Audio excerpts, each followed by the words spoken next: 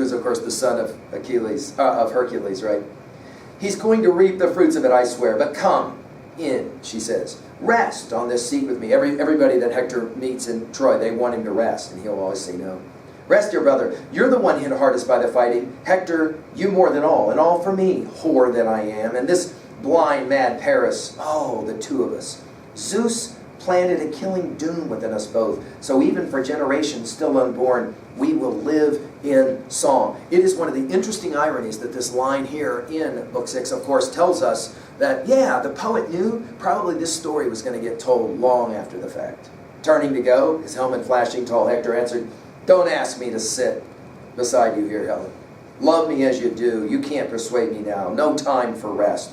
Note the difference between Hector, again, and Paris. "My heart races to help our Trojans. They long for me sorely whenever I am gone. But rouse this fellow, won't you?" I love the fact that Paris keeps getting talked about in the third person. This guy, this fellow. "And let him hurry himself along as well, so he can overtake me before I leave the city. For I must go home to see my people first, to visit my own dear wife and my baby son." And that's exactly what he does. So he goes now to be with Andromache. This is the fifth meeting, right?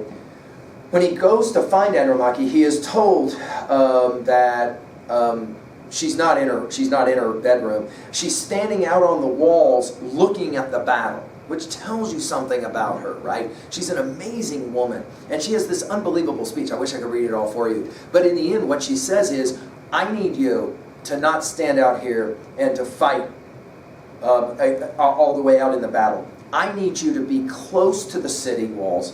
Defend a fig tree that's right next to the walls where the Greeks have been trying to get in. Whatever you do, don't fight Achilles. He has been the one who has killed so much of my family. He killed my father, he killed my brothers, etc., etc." She says it finally at lines 505, 506, 507. "You, Hector," she says, "you are my father now, my noble mother, a brother too, and you are my husband, young and warm and strong. Pity me, please. Take your stand on the rampart here before you orphan your son and make your wife a widow. Draw your armies up where the wild fig tree stands. There, where the city lies most open to assault, the walls lower, easily overturned." Tall Hector, we're told a few lines later, nodded, his helmet flashing. "All this weighs on my mind too, dear woman. But I would die of shame." Note the difference between Hector and Paris. "I would die of shame to face the men of Troy and the Trojan women trailing their long robes. If I would shrink from battle now, a coward. Nor does the spirit urge me on that way. I've learned it all too well. To stand up bravely, always to fight in the front ranks of Trojan soldiers, winning my father great glory, Kleos, glory for myself. For in my heart and soul I also know this well." Watch this foreshadowing. "The day will come when sacred Troy must die. Priam must die, and all his people with him. Priam, who hurls the strong ash spear. Even so," he says, "it is less the pain of the Trojans still to come that weighs me down, not even of Hecuba herself or King Priam, or the thought that my own brothers in all their numbers, all their gallant courage," that's ironic given Paris, right, "may tumble in the dust crushed by enemies. That is nothing, nothing beside your agony with some brazen Argive hails you off in tears, wrenching away your day of light and freedom. Then far off in the land of Argos you must live, laboring at a loom at another woman's beck and call, fetching water at some spring, resisting it all the way, the rough yoke of necessity at your neck. And a man may say who sees you streaming tears, there is the wife of Hector, the bravest fighter that could field. That bravest fighter they could field, those stallion-breaking Trojans long ago when the men fought for Troy. So he will say, and the fresh grief will swell your heart once more, widowed, robbed of the one man strong enough to fight off your day of slavery. No, and he finishes by saying, no, let the earth come piling over my dead body before I hear your cries. I hear you dragged away. It's at this moment that he will reach down, and he will then, we're told in the same breath, shining Hector reached down for his son. But the boy recoiled, cringing against his nurse's full breast, screaming out at the sight of his own father, terrified by the flashing bronze, the horsehair crest, the great ridge of the helmet nodding, bristling terror as it struck his eyes. And his loving father, the child, is frightened, right? Because he sees him. He's in his full body gear. Earlier, Hector even said to his mother, I'm covered in blood. So he's covered in blood, and the child is horrified, right? But then the next line, and his loving father laughed. Hector laughed. And his mother laughed. What a powerful moment of pathos. By the way, for your notes, make sure you have this in your notes. This will be the last time that Hector will be with Andromache, his wife, and Astyanath, his son. The last time he'll ever talk to them. Laughed, and mother laughed as well. And glorious Hector, quickly lifting the helmet from his head, set it down on the ground, fiery in the sunlight, and raising his son, he kissed him, tossed him in his arms, lifting a prayer to Zeus and the other deathless gods. Here's the prayer that he prays for his son. Zeus, all you immortals, grant this boy my son may be like me. We've seen that motif, haven't we, right? You're not as good as your dad. Please be as good as your dad. Be like me, first in glory among the Trojans, strong and brave like me, and rule all Troy in power. And one day let them say, he's a better man than his father. Right? That's one of the central tenets of this whole poem. When he comes home from battle bearing the bloody gear of the mortal enemy, he was killed in war, a joy to his mother's heart. So Hector prayed, and placed his son in the arms of his loving wife, Andromache, pressed the child to her scented breast, smiling through her tears. Amazing pathos, right? Her husband noticed, and filled with pity now, Hector stroked her gently, trying to reassure her, repeating her name. Andromache, dear one, why so desperate? Why so much grief for me? No man will hurl me down to earth, down to death against my fate. And fate? No one alive has ever escaped it. Neither brave man nor coward. I tell you, it's born with us the day we are born. So, please go home and tend to your own task, the distaff and the loom, and keep the women working hard as well. As for the fighting, men will see to that. Note the irony, of course, because in the last book it was Athena and Hera who got involved in the fighting. All who were born in Troy, but I, most of all. Hector, a flash in arms, took up his horsehair-crested helmet once again, and his loving wife went home, turning, glancing back again and again, weeping. Live, warm tears. I mean, you get this amazing moment. It's very cinematographic, right? She's walking away and she keeps looking back, and of course crying. We're told that she goes in with her women, and there you got this, this powerful scene where they begin to mourn as if Hector is dead, even though he is still alive, right? Then we have after Hector's final words to Andromache, and that's it. That's the last words that he will ever speak with her. Then all of a sudden we got, as he's leaving the city of Troy, we've got Paris who shows up all of a sudden, right? At line 610, so down from Pergamus' heights came Paris, son of Priam, glittering in his armor like the sun astride the sky, exultant, laughing aloud. His fast feet sped him on. Quickly he overtook his brother, noble Hector, still lingering, slow to turn from the spot where he had just confided in his wife. Well, yeah, in other words, Hector is not excited to go back to have to fight in the war. And then you got young brother Paris. Hey, come on, let's go. Of course, Paris has been back in the bedroom, right, messing around with Helen and shining up his armor, right, while the real fighters, like his brother, have been out there fighting. Magnificent Paris, of course, this again ironic, spoke first. Dear brother, look at me holding you back in all your speed, dragging my feet, coming to you so late, and you told me to be quick. The flash in his helmet as Hector shot back. Line 620, impossible, man. How could anyone fair and just underrate your work in battle? You're a good soldier. Notice how Hector is now shifted. In other words, like true brothers, he wants to believe in his brother, but he struggles to believe in his brother as well, doesn't he, right? Of course, this kind of an exchange, right, makes us immediately begin to think about, that famous story from the New Testament in the book of Luke, chapter 15, verses 11 through 32. We do this study, of course, in our senior English, don't we, together in AP, where we study that story called the prodigal son, where you've got two kinds of brothers. The younger brother, who, of course, is a major problem child, and then the older brother, who's the kind of one that takes care of everything. Here, notice he says, impossible, man, how can anyone fair and just underrate your work in battle? You're a good soldier, but you hang back of your own accord, refuse to fight. In other words, you don't have enough trust in yourself. You are, if you will, not as disciplined and not as courageous as you should be. And that's why the heart inside me aches when I hear our Trojans heap contempt on you, the men who bear such struggles all for you. Come, now, for attack. We'll set all this to rights. Someday, if Zeus will ever let us rise, the wine bowl of freedom high in our halls, high to the gods of cloud and sky you'll live forever. Once we drive these Argives, geared for battle, out of Troy. And of course, we're aware, yeah, it ain't going to happen, is it? This is the end. And, of course, we're aware that even though we're in Book 6, we know where this is trending. We know that Hector is going to fight Patroclus. He's going to kill Patroclus wearing Achilles' armor. He's going to remove that armor. This will bring Achilles back into the war. And ultimately, of course, Achilles and Hector will fight each other outside the walls of Troy, and it's all going to be over after that, right?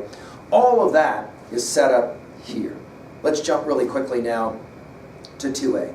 Well, obviously, the major obvious message here is the gods aren't going to save Troy. The women and the wives and the children, they're all going to be gone, right?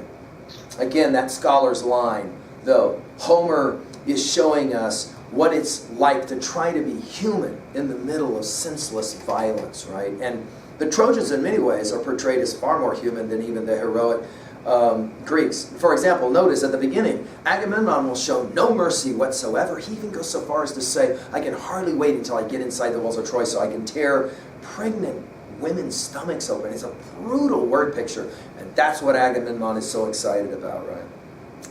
Also, of course, we should say another message is it does take courage, doesn't it, to face death and know that you won't see your wife and your son again, right? But I want to point out something here really quickly at 2a, because we've got some really important stuff left as we go forward with the Iliad, and I want you to be paying attention to it. The chief motifs that are relationship-driven, sociologically driven, think about it. In this book alone, brother and brother. Notice the relationship between Agamemnon and Menelaus, the relationship between Hector and Paris. Relationship between friend and friend, especially Xenia and that understanding of that, Glaucus and Diomedes. They start out as enemies, all of a sudden they're shaking hands. And yet, hidden behind that, you've got Diomedes who's able to jack the armor, right, and give bronze armor and get gold armor back, right? You got a key relationship between, obviously, parents and sons, right? Think about that one in terms of Hector with his mother Hecuba, as well as Hector with his own son and the relationship with his own son, right? And when Hector is killed, we're going to come back to this scene. And we're going to hear what Andromache has to say about Aistana, the son of Hector, and how tragic that whole thing's going to be. We have relationships, of course, between husbands and wives. Notice we finished the first book of the Iliad with Zeus, King Zeus, King God Zeus, in bed with Hera. And notice here, we're also going to have, of course, Paris and Helen, of course, Hector and Andromache. So we've got that relationship going on as well. And all of those are going to inform the rest of our reading of the Iliad. Homer's doing something quite remarkable in this poem, isn't he? At 2b, of course, we've got important symbols. We've mentioned the symbol of armor already, right? Glaucus gets kind of screwed in the armor exchange with Diomedes, right? Paris, of course, is shining his armor, getting ready to go. And he's all giddy about the fact now that he gets to jump into the battle, right? Hector's, of course, is covered in blood. It isn't shiny. Why? Because, of course, he's actually a fighter. Notice as well that we have an interesting symbol going on here between Paris and Hector. These are two different kinds of people, aren't they? Two different kinds of men, we might say, right? Think about, for example, the ways in which this works, even in athletics. You can have the athlete who's a lot like Paris, who loves to talk about competing, looks very good when he's competing or she's competing, but when the going gets rough, wilts, right? As opposed to Hector, doesn't talk a lot about it, but he's got a lot of guts. He's the kind of fighter, athlete, we might say, that you want on your side. Of course, we said already at 2b, we're looking for irony as well. Well, you can take your pick in this one, right? Obviously, the irony is that, hey, go and offer up a sacrifice to Athena, and Athena is the whole reason why all of this tragedy is happening. She's obviously not going to do it, right? She refuses the prayer. Of course, notice the ironies of the fact that it's a robe. Helen was working, creating a robe, or that web, right? And of course, the ironies as well, that you've got Paris shining his armor as Glaucus is losing his armor. All kinds of fascinating layering happening in this book. Again, at 3a, well, we're at book 6. We're a fourth way through these books. So at book 12, we're going to pay, again, very close attention and see, is there any kind of thread that ties all this together? Of course, we're going to see Hector as a real man, as opposed to Achilles or Agamemnon. He's a real man. He has powerful emotions. There he is with his children. It also reminds us, Hector is fighting to save his city. Achilles and Agamemnon and Menelaus, they're fighting for what? Well, basically plunder and rape, right? Of course, at 3a, we got Diomedes showing respect for Xenia, but at the same time, he's going to rob Glaucus because, of course, Zeus is going to jack with Glaucus's wits, as the text says. What is your favorite text at 3a about how some gullible fool gets taken, right? We also have this really interesting thing going on where Proteus, in the story that Glaucus will tell, I didn't get into it, but you can read it and you'll notice, Proteus will try to jack Bellerophon, and the way he does it is by giving Bellerophon a letter that Bellerophon cannot read, and he is supposed to deliver it to a king, and the king is immediately supposed to kill Bellerophon. He doesn't do it. But it reminds us as well in Hamlet, the play, about the way in which Hamlet writes a letter that Rosencrantz and Guildenstern are going to inadvertently give that will in the end lead to their own demise. At level 3b, we got a lot of interesting questions here about how can you relate to this. Do you respect Hector? And then why? Do you respect Hector more than Achilles?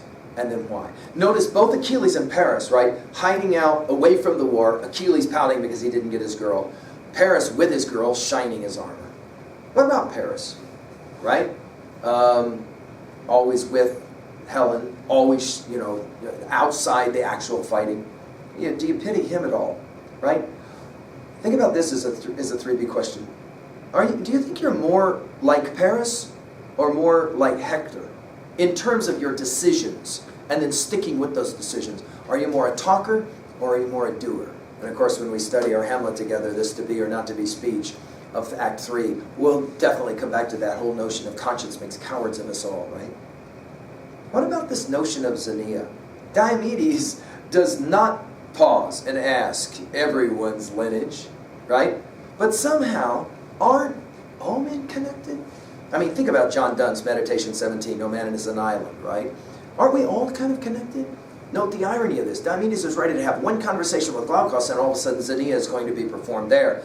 But surely he's killed other men who, back in the family history, probably there were connections. And of course, somehow, aren't we all connected? So if Xenia is really going to be observed, wouldn't that be the end of all war?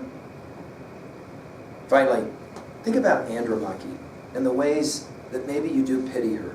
She knows that these are probably the last words that will be spoken, but she hopes otherwise. Well, after this moment where we're back in the walls of Troy, and we get to see, it's amazing between book 6 and book 3, by the way, right? I mean, think about the power of that, where you have that kind of conversation between Helen and Priam. Who is that and who is that and all of that happening. And then here we are back in the walls of Troy. These are like real people who are ultimately, of course, going to be destroyed because of this silliness. After all of that in book 6, we now turn in book 7 to a major fight between Ajax, the great warrior of the Greeks, and of course Hector, making again the argument that Hector is a remarkable hero. Thank you. I hope you'll come back to join us.